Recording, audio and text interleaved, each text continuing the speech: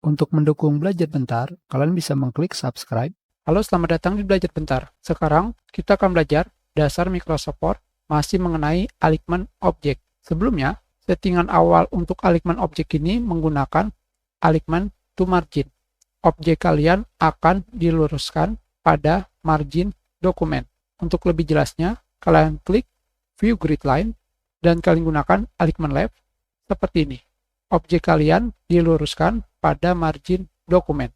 Di sini, kalian bisa menggunakan alignment to page yang digunakan untuk meluruskan objek pada halaman.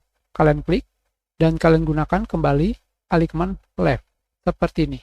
Ini adalah kegunaan dari alignment to page. Kita gunakan alignment center, alignment right, alignment top, alignment middle, alignment bottom. Alignment middle distribute horizontally. Yang berikutnya adalah alignment selected object, meluruskan pada objek yang dipilih. Kita klik dan kita hilangkan view grid line. Kita pilih alignment left, alignment center, alignment right, alignment top, alignment middle, alignment bottom. Jadi pastikan kalian ingin agar objek kalian diluruskan pada halaman, pada margin, atau pada objek yang dipilih.